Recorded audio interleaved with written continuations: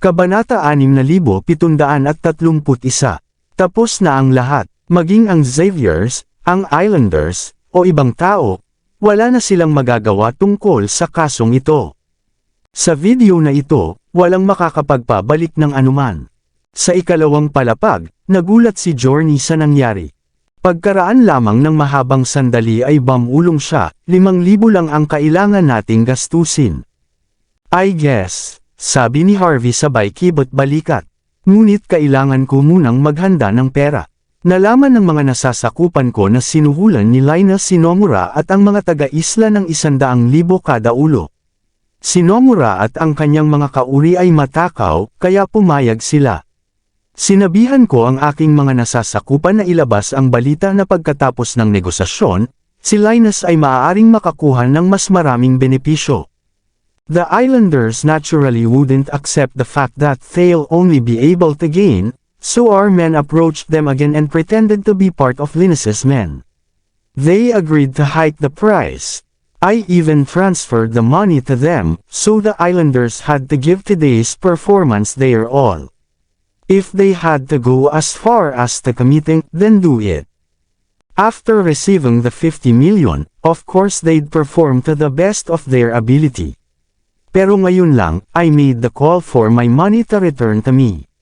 The greedy Islanders on the first place, so they'd definitely start a fight with Linus. After all this, everyone will understand that Linus was the one behind this sham. Pagkatapos nito, kahit anong gawin ni Linus, napagdesisyonan na ang lahat. Tungkol naman sa katotohanan tungkol sa kasal. Pagkatapos ng nangyari, sino ang may pakialam sa tinatawag na katotohanan? Itinuro ni Harvey ang mga Islanders na patuloy na umaatake. Walang gaanong lakas ang Islanders, ngunit ang pagkawala ng $50 million kaagad pagkatapos makuha ito ay sapat na upang tuluyan silang mabaliw. Kahit na hindi mapatay si Linus, mawawala ang kanyang reputasyon. Napabuntong hininga si Journey bilang pagpapahalaga. Hindi lang iyon ang kalamangan. Pagkatapos nito, hindi na mapag-aalinlanganan ang posisyon ni Yvonne sa mga Xaviers. Hindi mahalaga kung si Linus ang mag-aayos ng gulo na ito. Ang merito ay isasama sa kanyang pangalan. Makakalimutan niya ang kanyang pangarap na mabawi ang Xaviers ng Walsing. Ang mga taga-isla na ito ay mahihirapan na sa kanya. Kung hindi niya ito mahawakan ng maayos, ang mga Islander na karaniwang medyo tapat sa bansa ay magdadala ng kanilang mga pangil sa kanila. Ang mga matataas na echelon ng bansa ay magtatanong kay Linus sa lahat ng mangyayari dahil dito. Ang Xavier Incorporated ng Country A ay hindi pinagkakatiwalaan sa kanilang bansa. Pagkatapos nito, iisipin nila si Linus bilang isang dobleng ahente. Napatingin tuloy si Journey kay Harvey, at malalim ang tingin nito. Ano pa ba ang magagawa mo na hindi ko alam? Ano pang tinatago mo? Napangiti ng mahina si Harvey. Huwag mo masyadong palakihin. I've never thought so far ahead. Gayunpaman, may gustong mainis sa akin, kaya naiinis ako sa kanila. Sa Walsing Grand Hospital, hating gabi, si Linus ay natatakpan ng mga benda, at mukhang napakasama ng anyo. Bagamat marami siyang bodyguard, tumanggi ang mga taga-isla na huminto anuman ang mangyari. Pagkatapos ng sagupaan, binugbog siya ng husto. Habang walang permanenteng pinsala, natatakpan pa rin siya ng mga pasa. Ginamit niya ang kanyang kanang kamay upang pumulot ng tabako habang nagmumura, basta. Lahat ng mga taksil na taga-isla na ito, kinuha nila ang pera ko. Hindi lang sila walang ginawa, kundi inatake pa nila ako. Papatayin ko sila pagkatapos nito. Kinagat niya ang kanyang mga ngipin. And that witch Yvonne, she better not think this is over. One day, I'll find a way to kill all of you. Hindi lang ikaw, papatayin ko ang buong pamilya mo at ang lalaking iyon din. Sa panahong ito, si Linus ay walang pinagkaiba sa isang babaeng kinutya. Ang natitira na lang sa kanya ay ilabas ang kanyang maliit na libro ng mga sama ng loob at magsimulang mag-record. Kung paano nakaganti si Yvonne. Kahit galit na galit si Linus sa kanya, takot din siya sa kanya. Ang balak na masinsinan niyang binalak ay madaling nabigo. Hindi siya sigurado kung ano ang sasabihin. Ganyan kaya kalakas ang Xaviers. Hindi kaya kapag nakikipaglaban sa isang nangungunang 10 pamilya, isa lamang na may parehong antas ng kapangyarihan at impluwensya ang magkakaroon ng pagkakataon. Matapos itong pag-isipan, medyo kumalma ang galit na si Linus. Ano ang susunod nating gagawin, Mr. Linus? Kung hindi mo mabawi ang Xaviers ng Walls Inc. sa kulungan, ayon sa kontrata na ginawa mo, mawawalan ka ng 99% ng lahat ng iyong mga ari-arian sa sandaling bumalik ka, sabi ng isang magandang sekretarya. Lumapit siya upang pakalmayan si Linus at dahan daw ang ipinaalala sa kanya kung ano ang nakataya. Ano ang magagawa ko? Ano ang magagawa ko? Paano ko malalaman? Si Linus, na medyo kumalma kanina, ay muling napuno ng galit. Sana mapatay ko si Ivan at lahat ng iba pa sa pamilya Xavier. Ngunit ito ay bansa H, hindi bansa A. Hindi ito isang lugar kung saan magagawa natin ang anumang gusto natin. Kung ito ang bansa A, nakitulog na ako kay Ivan. Nagtagas ang ngipi ni Linus nang muli niyang banggitin iyon. Hindi niya kailanman inaasahan na mabibigo na talunin si Ivan at maging numero 1 kaaway ng publiko. Alam niyang nakarating na sa bansa A ang balita nito. Magtatawanan ang lahat ng miyembro ng pamilya Xaviers na nakikipagkumpetensya sa kanya pabalik sa conglomerate. Mr. Linus, ang kabiguan ay ang landas ng tagumpay, sabi ng kalihim. Naniniwala ako na dapat tayong pumunta at makipagkita kay Mr. Emery. Ang pamilya Wright ang pinuno ng nangungunang 10 pamilya. Hanggat handa siyang magbigay ng salita, ang pagtanggal kay Ivan ay magiging napakadali. See him. Do you think may karapatan akong makita siya ulit? Sabi ni Linus habang kinilig. He already helped us once indirectly, but we still failed. Do you think he'll give us another chance? You're dreaming. Halos gustong sampalan ni Linus ang sekretarya sa sobrang galit. Binabalaan kita. Ito ay isang bagay na kailangan nating harapin sa ating mga sarili. Kung magagawa natin, si Emery ay kakampi sa atin at tutulungan tayong harapin ang maliliit na problema na maaari nating harapin. Ngunit kung hindi natin kaya, hayaan mong sabihin ko sa iyo kung ano ang mangyayari. Sisipain tayo ni Emery kapag tayo ay nahulog at hinding-hindi tayo bibigyan ng tulong. Lalong nagdilim ang ekspresyon ni Linus pagkatapos niyang sabihin iyon. Ang mga nagawang maging isa sa pinakamataas na ranggo na miyembro ng pamilya, hindi mahalaga kung gaano sila ka-aroganti o gaano sila kamaterialistiko, ang kanilang pangunahing paghuhusga ay hindi lalayo sa pagiging tumpak. Nahulaan na niya ang personalidad ni Emery. Sinabi na walang pag-ibig sa loob ng isang maharlikang pamilya. Ganoon din sa mayayamang pamilya. Tumango ang magandang sekretarya at bamulong, pero Mr. Linus, ang pinakamalaking problema natin ay nauubusan na tayo ng resources. Kung walang makapangyarihang lokal mula sa bansa na tutulong sa atin ngayon, wala tayo kapag kaharap natin si Ivan at ang iba pang Xaviers. Shut up! Sa tingin mo hindi ko alam yan. Iritadong sabi ni Linus. I'm letting you know right now na magagawa kong year-okon si Ivan sa ilalim ng aking mga paa. Kung hindi ko kayang makitungo sa isang babae, paano ako magiging patriarch? Paano ako magiging pinakamakapangyarihang tao sa bansa A? Napatingin sa kanya ang sekretarya ng may paghanga. Iyon ang bahaging pinakanagustuhan niya sa kanyang amo. Bagamat lubos na siyang napahiya, mayroon pa rin siyang determinasyon na tapusin ng maayos ang gawain. Sige, pag-usapan natin ang ibang bagay. Iniba ni Linus ang usapan. Ang Islander assassin na hinanap natin. Umalis na ba siya sa Country H? Hindi na natin siya hahayaang manatili dito. Kasalukuyan tayong nasa isang lumulubog na barko. Kung may makapansin na tayo ang pumatay sa 2 reporter, tapos na talaga tayo. Inilabas ng sekretarya ang kanyang telepono at gumawa ng ilang tawag. Don't worry, nasa Lion City siya ngayon. Binigyan namin siya ng sapat na pera para mamuhay ng marangyang buhay sa loob ng ilang taon. Higit sa lahat, hindi ko binigay lahat ng pera sa kanya ng sabay-sabay pero binayaran ko siya taon-taon. Bago niya matanggap ang lahat ng bayad niya, hindi niya tayo ipagkakanulo. Kaya naman, sa susunod na 3 hanggang 5 taon, hindi niya tayo ipagkakanulo. Nang marinig ito ni Linus, nakahinga siya ng maluwag. Pagkatapos, pinikit niya ang kanyang mga mata at tumingin sa labas ng bintana na may madilim na ekspresyon. Humanap ng ilang mapagkakatiwalaang tao na pumatay sa kanya. Tandaan, kailangan nating maging mabilis at brutal. Hindi siya kabilang sa atin, kaya sigurado akong hindi niya itatago ng mahigpit ang ating mga sekreto. Bahagyang nagulat ang sekretarya, ngunit ibinigay pa rin ni Linus ang pagpapasya sa isang thumbs up. Ilang sandali pa ay kumislap ang kanyang mga mata. Well, now, we're not exactly out of options. Binigyan na tayo ni Emery kanina. Bilasan mo at tawagan mo ang sekretarya ni Dan. Sabihin mo gusto ko siyang i-treat sa hapunan. Kung hindi siya makakadalo, magtanong ka sa mga followers niya. Medyo mahalaga silang lahat sa Parkerville. Kinabukasan, 8:00 ng gabi.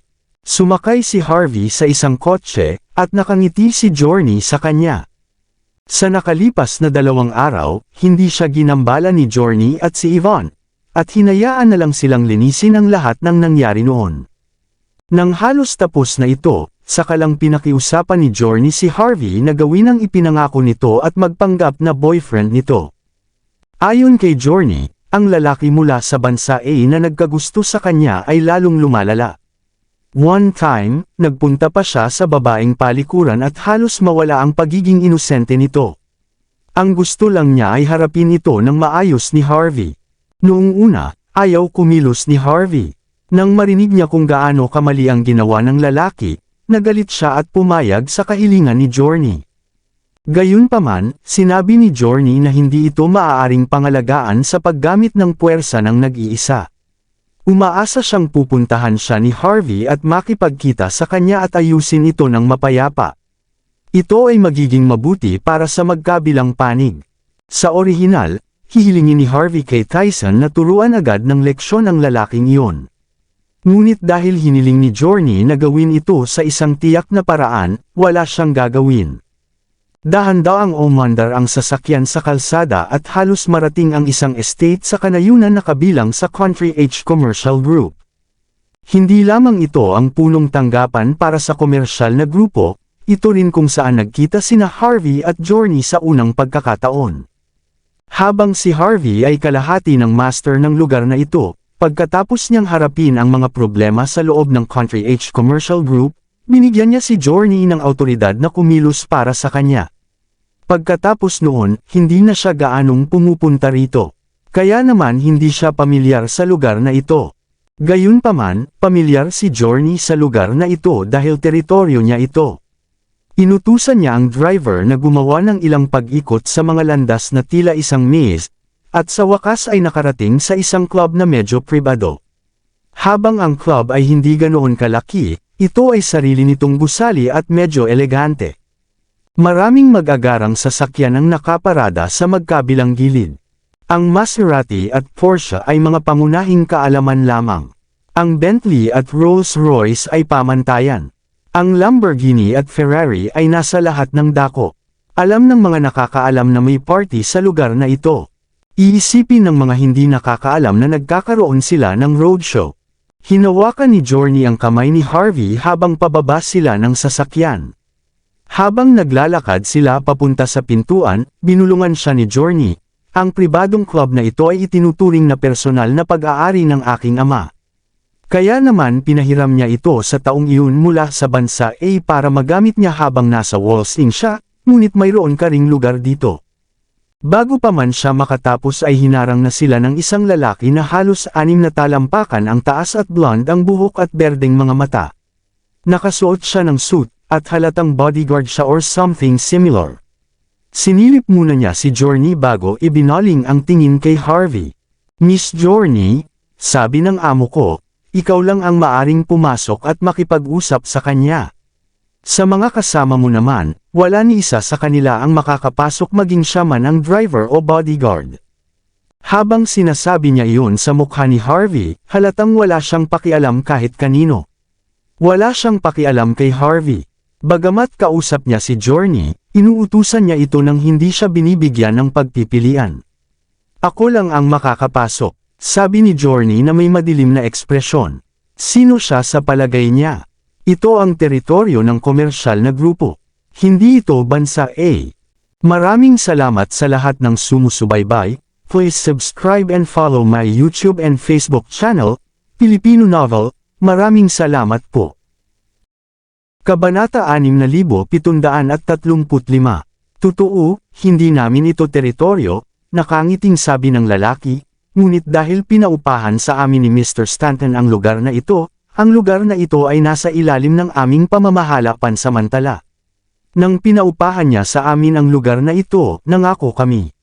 Maliban sa chairman ng Country H Commercial Group, tanging ang mga bisita na aming itinalaga ang maaaring makapasok sa lugar na ito. Kailangan ding sundin ng mga Diyos ang panuntunang ito. Hindi lang pinapahirapan mo kami, kundi pinapahirapan mo rin ang iyong ama. Naniniwala akong hindi mo kami pahihirapan, di ba? Isang makahulugang ngiti ang ibinigay ng lalaki kay Journey. Ang isang babae na lumapit sa kanyang Panginoon pagkatapos na isumite ang sarili sa kanya ay walang anumang maipagmamalaki. Nagdilim ang ekspresyon ni Journey. Paano kung sabihin kong boyfriend ko ang lalaking ito? Boyfriend, ngumiti ang lalaki. Hindi siya makakapasok kahit asawa mo siya. Pero alam kong mahilig kayong lumabag sa mga patakaran sa lahat ng oras. Kung gusto mong pilitin ang iyong paraan, pagkatapos ay kikilos kami ng naaayon.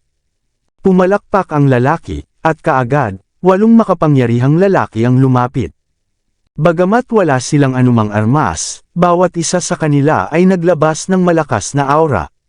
Malinaw na ang mga ito ay mga mutant na sumailalim sa genetic manipulation. Huminga ng malalim si Journey. So gusto akong takutin ng amo mo. Takutin, hindi naman, pero rules were rules. Kung gusto mong pumasok, kailangan mo munang makuha ang imbitasyon ng aking master o ikaw ang chairman ng Country H Commercial Group. Kung hindi, kahit ang Diyos ay hindi makapasok, masayang sabi ng lalaki. Siyempre, maaari mo ring piliin na huwag pumasok, Miss Stanton. Hindi ka pinipilit ng aming amo na puntahan siya. Kaya lang bago mo siya makita, kailangan mong makuha ang kanyang kasunduan. Naging malamig ang ekspresyon ni Journey pagkatapos niyang marinig iyon. Nais niyang harapin ito sa lalong madaling panahon. Iyon ang kanyang orihinal na layunin. Pero ayon sa lalaking ito, naging object of obsession siya. The moment that crossed her mind, tumalikod si Journey at umalis. Napangiti ng mahina si Harvey at pinigilan siya. Huwag kang magalit, halatang alam niya kung bakit ka nandito. He's just trying to make things difficult for us, pero ang dali mong magalit. Nakalimutan mo na ba kung sino ako? Naglabas sa kanyang bulsa si Harvey sa ilalim ng kanyang bulsa at inihagis sa bodyguard. My name is Harvey, and I'm also the current chairman of the Country H Commercial Group. Now, may we enter?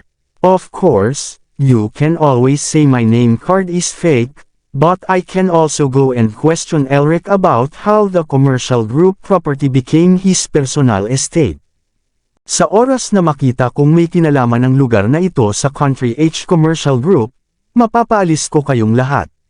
Kahit na ang lugar na ito ay walang kinalaman sa Country H Commercial Group, ang ibang mga lugar ay akin, tama.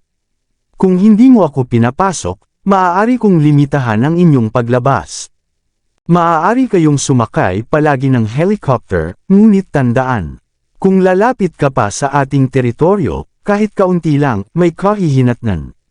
Mahinahong sabi ni Harvey, ngunit malamig ang kanyang mga salita. Dahil gusto ng kabilang panig na iwaksi ang lahat ng pagpapanggap, magagawa rin niya ito sa kanyang paraan. Nabuhay sila sa isang panahon kung kailan ang pakikipaglaban sa apoy ang tanging paraan. Natigilan ang ekspresyon ng lalaki, at medyo nagdilim. Hindi niya inasahan na ang taong ito ang kasalukuyang chairman ng Country H Commercial Group, na nangangahulugang nakagat siya ng higit pa kaysa sa kanyang pagmumuya. Kung alam lang niya, hindi sana siya nag-aksaya ng hininga. Ngunit mula sa kung gaano kakalmado si Harvey, masasabi niya na si Harvey ay talagang isang taong tutugan sa kanyang mga banta. Kung talagang dinala ito ni Harvey kay Elric, magmumukha lang itong masama sa lahat. Kahit sigurado silang walang kinalaman ang lugar na ito sa commercial group, kanino sila magrereklamo kapag nilock ni Harvey ang lahat ng exit? Sa sandaling iyon ay sumagi sa isip ng lalaki, ang tanging nasabi niya sa isang tuwid na ekspresyon, nakikita ko na ikaw ang chairman, Mr. Harvey. Kung ganoon nga, mangyaring pumasok. Ang aking amo ay gustong makipagkita sa iyo ng matagal. Nang makita ni Journey na napaatras ang lalaki, dinala niya si Harvey sa loob ng club matapos itong tingnan. Hindi nagtagal, dinala niya si Harvey sa isang courtyard. 12-dosenang mga lalaki at babae ang nagsuot ng maluho, ngunit karamihan ay mga dayuhan. May ilang tao mula sa bansa H, ngunit lahat sila ay nakatingin sa mga dayuhan na humahanga. Lahat ng mga dayuhan dito ay halatang pinamumunuan ng isang dalagang napakaikli ng buhok. Nakasuot siya ng Givenchy na formal na kasuotan na puti ang pangunahing kulay nito. Naka-buzzcut siya at naglagay ng makapal na layer ng makeup para matakpan ang orihinal niyang hitsura, ngunit masasabi pa rin ni Harvey kung gaano ka-estudyo ang babae. Gayunpaman, mula sa kung gaano siya kakulit, madaling malaman ng isang tao ang kanyang oryentasyong sexual. Sa puntong ito, itinupi niya ang kanyang mga paa at humawak ng tabako. Nagbuga siya ng usok na parang isang tunay na empress na nanunood sa kanyang mga nasasakupan. Kinikit ni Harvey ang kanyang mga mata at may masamang pakiramdam, at likas niyang tinanong, Journey, huwag mong sabihin sa akin na ang babaeng ito ang lalaking sinasabi mo. Nagnganga ang ngipin ni Journey at sinabing, tama, siya iyon. Halos himatayan si Harvey sa narinig. Ano ang nangyayari dito?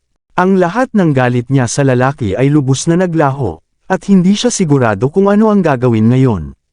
Ganap na may kahulugan para sa isang babae na lamandi kay Journey sa babaeng palikuran, hindi ba? Ang kanyang pangalan ay Isis Cheryl. Siya ay mula sa pamilyang Cheryl, na kumokontrol sa Cheryl Corporation. Gayunpaman, gusto niya ang mga tao na tawagin siyang Reyna Isis, paliwanag ni Journey. Noong nasa Country A daw siya, mahilig siyang makipaglaro sa mga babaeng may lahi ng Country H. And this time, gusto niya ako. Alam mo ba, mas malala pa ito kaysa noong itinuon ni Emery ang tingin niya sa akin. Kahit na ano paman, si Emery ang pinuno ng 4 Young Masters ng Walsing. Inikot ni Harvey ang kanyang mga mata at sinabing, kung ganoon ka kay confident kay Emery, dapat sa halip ay tinanong mo siya. Dahil maaari ka lang makipaglaban ng apoy sa oras na ganito. Ngumisi si Journey. Ano, gusto mong lumabas ako sa kawali at pumasok sa apoy? Dahil nandito ka na, sa tingin mo makakatakas ka pa. Kahit gusto mo, hindi ka hahayaang makatakas ni Isis. Hindi nakaimik si Harvey. Sa wakas, wala na siyang choice kundi bumantong hininga at ibaling ang atensyon kay Isis. Nang si Harvey ay tinitingnang mabuti si Isis, hindi napigilan ni Journey na sumigaw na para bang may natuklasan siyang nobela. Drake Ward. Bakit siya nandito? Hindi ba siya dapat ay bumalik sa Northern Lands? Napatingin si Harvey kay Isis at agad na sumimangot. Pagkatapos, lumingon ang mga mata niya sa lalaking nakaupo sa tapat ni Isis. Naka-short-sleeved shirt siya at may buzz cut. Nakatato din siya at mukhang napaka-agresibo. Higit sa lahat, siya lang ang nag-iisang lalaki mula sa bansa H na maaaring maging kapantay ng lahat ng mga dayuhang ito dito. At ang paraan ng pagtingin niya kay Isis ay isa sa walang pighil na pagsalakay. Gayunpaman, sa kabila ng malinaw na napansin iyon, hindi sinabi ni Isis ang anumang bagay. Ipinaliwanag din ito ang mataas na katayuan ng lalaki dahil, kadalasang nagsasalita. Ang isang tulad ni Isis ay tiyak na papatay sa sinumang lalaki na nagbigay sa kanya ng mga tingin iyon. Drake Ward. Nagtataka si Harvey. Bakit parang pamilyar ang pangalan na ito? Siyempre, malamig na sagot ni Journey. Siya ay kabilang sa isa sa 5 nakatagong pamilya, ang Ward family ng Northern Land.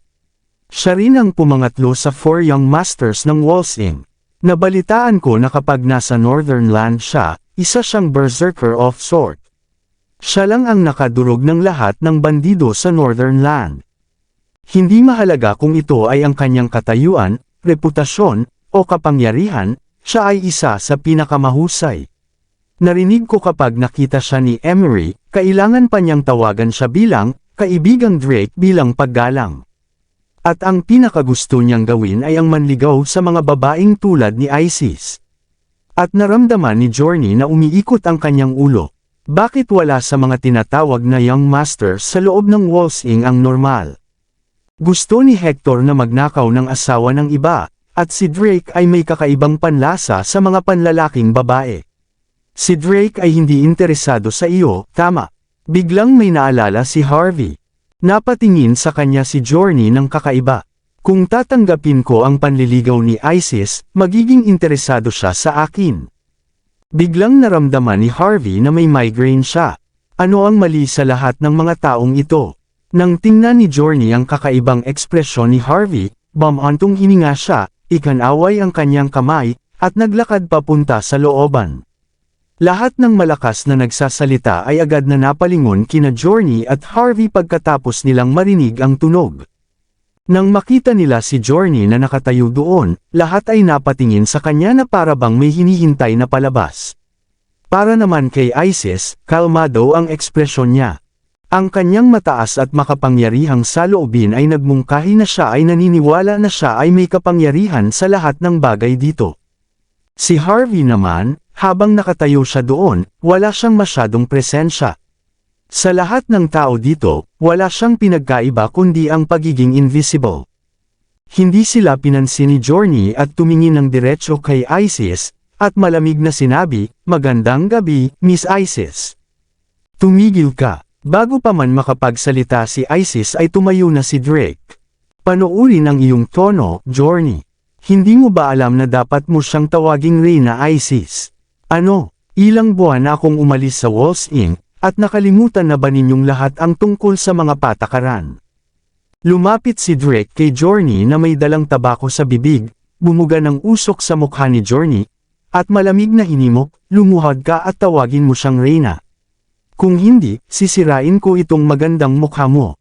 Hearing Drake's words, Journey coldly said, "Drake, tanga ka ba? Alam mo ba kung sino ka? Tinatakot mo ba ako? Sirain mo ang mukha ko.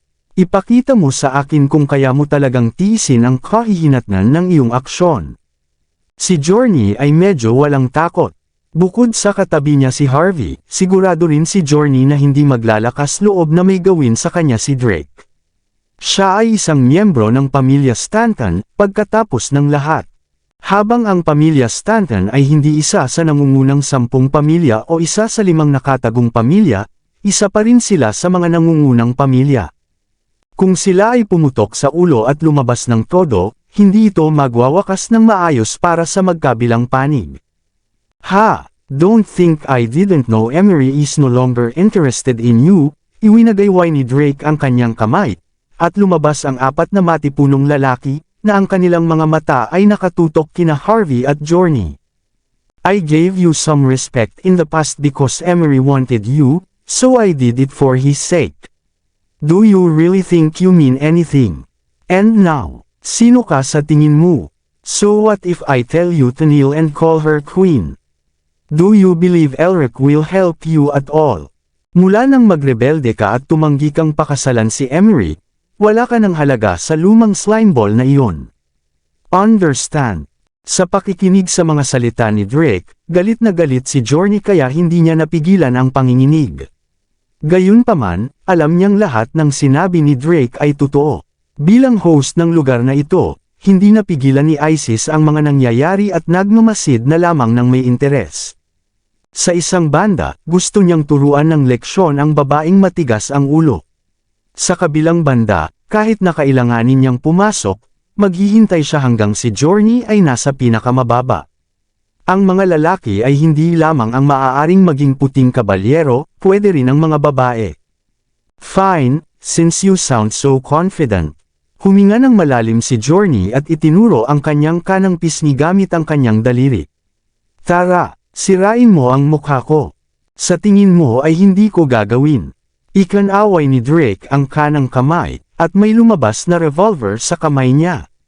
Inilagay niya ang nguso ng revolver sa mukha ni Journey at nagbigay ng malupit na ngiti. "I dare you. Provoke me again." Let's give it a try. I'll pull the trigger and see how much of your face will be left. Don't worry, I won't kill you. I'll make sure of it. That way, you'll have to suffer for the rest of your life. It was much more interesting than killing you direct.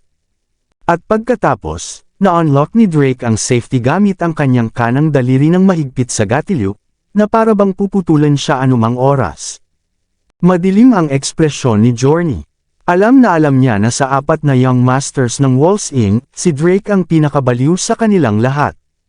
If he were irritated enough, he would really pull the trigger. Narinig ni Journey mula kay Emery minsan ang tungkol sa kung paano niya pinukaw ang hari ng impyerno sa Walls Inc. sa halip na pukawin ang baliw. At madman ang palayaw ni Drake. Pinikit ni Harvey ang kanyang mga mata. Kung talagang hihilahin ni Drake ang gatilyo, hindi siya magpapakita ng anumang awa. Drake gave a dry smile and said, "All right, Journey. You know how impatient I am. Now that I'm still giving you a chance, you better reconsider if you want to bend the knee." 3, 2, galit na sigaw ni Journey, "Drake, bastard ka. How dare you? Gaano ka kawalang hiya?" Nagkibit-balikat si Drake at sinabi kay Journey, "Wala akong pakialam kung gusto mong lumuhod, ngunit alam mo ang aking palayaw." Habang nag-uusap sila, ang kanang daliri ni Drake ay nagsisimula ng hilahin ang gatilyo. Si Journey ay nagngangalit ang kanyang mga ngipin, ngunit sa huli, dahan-dahan niyang binaluktot ang tuhod. Natigilan si Harvey habang gagawa siya ng paraan. May pagtataka sa kanyang mga mata. Lahat ng kalalakihan at kababaihang ito mula sa mataas na lipunan ay may sariling pagmamalaki. Hindi niya inaasahan na magiging ganoon ka-flexible siya sa ganitong panahon. Siya ay karapat-dapat sa kanyang papuri. "Sok, di ba prinsesa ka? Di ba lagi kang mayabang? Di ba Diyosa ang tawag nila sa'yo?" Tiningnan ni Drake si Journey nang masama nang makita itong lumuhod. Tinapik niya ang kamay ni Journey nang may pag-irap. "Lagi mo na akong hinahamak, hindi ba? Bakit ka lumuluhod sa harap ko ngayon? Kung hindi dahil gusto ka ni Miss Isis, sa tingin mo ba hahayaan kitang lumuhod dito? Isa ka lang anak na babae mula sa ilang second-rate top family. Sa tingin mo hindi ka mahahawakan, at gusto mong sumalungat sa amin. Sa tingin mo ba ay tunay kang prinsesa?" Kalmado ang ekspresyon ni Journey, ngunit puno ng determinasyon ang kanyang mga mata. Halatang galit na galit siya kay Drake. Pinigilan ni Harvey ang sarili sa paggawa. Alam niya na ang paghihirap na ito ay isang pagkakataon para lumago si Journey. Paano lalago ang isang tao nang hindi nakakaranas ng mga hamon sa kanilang buhay? Lalago lamang ang isa kapag nakaranas na sila ng sapat na bagyo sa mundong ito. "Enough, Drake," isang malakas na boses mula sa isang babae ang umalangaw-ngaw mula sa likuran sa oras na ito. "Akin si Journey, at siya ay isang taong gusto kong protektahan. Bagamat nais kong maging akin siya, gusto kong gawin niya ito ng kusa at hindi pinilit. Hindi banggitin na ipinaupa sa akin ni Mr. Elric ang lugar na ito. Hindi ko kayang mawala sa kanya ang isang anak na babae ng ganito, tama?" Kitang-kita ang fakeness sa ekspresyon ni Isis. "Not to mention Journey comes all the way to see me here tonight." Siguro sa wakas ay naintindihan niya na ako lang ang tunay na nagmamalasakit sa kanya. Kaya naman handa siyang tanggapin ako. At kung ano ang ginagawa mo ngayon sa lahat ng iyong mga salita ng karahasan, hindi mo lang siya tinatakot, sinisira mo ang aming relasyon. "That's not good at all." Isis tried to rationalize with her words, na para bang ginagawa niya ang lahat ng ito para kay Journey. Gayunpaman, maririnig ng isa na lahat sila ay mga salita ng pananakot kay Journey. "Makatuwiran, dahil sa iyo si Isis, kung hahawakan ko siya, gaano ka malulungkot?" Tumango si Drake at pinanangkitan si Journey. "I'm warning your Journey, you better not make Isis feel sad. Kung hindi, malulungkot din ako. Kung ako ay malungkot, hindi ako magpapakita sa iyo ng anumang awa, naunawaan mo ba?" Pagkatapos noon, inabot ni Drake ang kanyang kamay at kinurot ang pisngi ni Journey bago tumawa at naglakad palayo. Lahat ng lalaki at babae sa paligid dito ay puro may mapanuksong ngiti lang. Hindi lamang nito pinababa si Journey, ngunit lubos din nilang pinapahiya ang kanyang pride bilang isang babae. Kabanata 6740. Lalong lumamig ang ekspresyon ni Harvey. Nagkaroon siya ng bagong pangunawa tungkol sa Madman, ang ikatlong young master ng Waltzing. Kung handa siyang ipahiya ang isang babae ng ganoon, ibig sabihin ay hindi maganda ang ugali niya. Alright, Drake, I told you not to provoke my Journey. Bakit mo pa siya tinatakot? Hindi mo ba ako pinapahirapan? Isis retorted. At pagkatapos ay tumingin siya kay Journey na parang may sakit sa puso. I'm so sorry, Journey. He's only doing this for our future. No matter what, I owe an apology on his behalf. Please don't keep this against him. Halika, linisin mo ng kaunti ang iyong mukha. At pagkatapos, kinuha ni Isis ang tuwalya na ginamit niya noon at inihagis sa harap ni Journey. Pinikit ni Journey ang kanyang mga mata, at parang gusto niyang mag-commit. Gayunpaman, nagawa niyang sugpuin ang lahat sa huli. Kinailangan niyang paalalahanan ang sarili na mayroon siyang iba pang mga layunin para sa paglitaw dito ngayon. Anuman, kailangan niyang tingnan kung magtagumpay siya. Dahan-daang tumayo si Journey, na pinikit ang kanyang mga mata, at tumingin kay Isis. Salamat. Well, we're all family here. You don't have to be so polite. Nakangiting makahulugang sabi ni Isis. Sige, Journey, bakit kailangan mo akong makita ngayong gabi? Ano ang nangyayari dito? Halika, maaari mong sabihin sa akin. Gusto mo bang sabihin sa akin na sa wakas ay naunawaan mo na ang pagmamahal ko sa iyo? O gusto mo bang magsalita muli tungkol sa nakaraan? Sa oras na ito, pinaikot ni Drake ang revolver sa kanyang kamay. Pagkatapos, inilabas niya ang lahat ng bala sa loob na naiwan lamang ang isa, at malamig na sinabi. Bakit hindi mo ibigay ang sarili mo kay Isis? Hinihintay mo pa ba akong turuan ka kung ano ang dapat mong gawin? Itinuro ni Drake ang katabi niyang upuan ng walang pag-aalinlangan. Lalong nanlamig ang tingin ni Harvey. Ang kalupitan ni Drake ay higit pa sa kung ano ang handa niyang tiisin. I'm so sorry, Isis. But I'm here today to officially tell you one thing, sabi ni Journey habang nagngangalit ang kanyang mga ngipin. Ako ay isang heterosexual na babae at gusto ko lamang ang mga lalaki na tunay na nagmamahal sa akin. Kaya nga kailangan kong tanggihan ang pagmamahal mo sa akin ng opisyal. Agad na nawala ang ngiti sa mukha ni Isis nang marinig niya ang sinabi ni Journey. Ano iyon? Ulitin mo ito ng isang beses pa. Agad na inilagay ni Drake ang dulo ng revolver sa noo ni Journey. Hindi ko marinig iyon ng malinaw. Bakit hindi mo sabihin sa akin kahit isang beses pa? At pagkatapos, dahan-dahan niyang hinihila ang gatilyo, na para bang papatayin niya si Journey anumang oras. Tila walang emosyon si Journey habang dahan-daang inuulit ang sarili, I can say 100,000 times.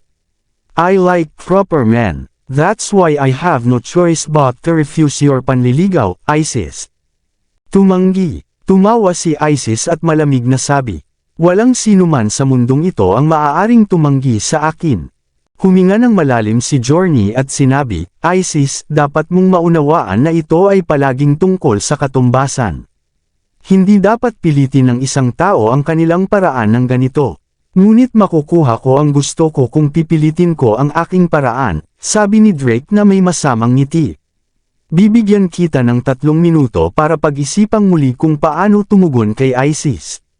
Kung tatanggi ka pa rin, pasensya na. Kung hindi mo siya mapapasabuhay, mapapabilang ka sa kanya sa kamatayan.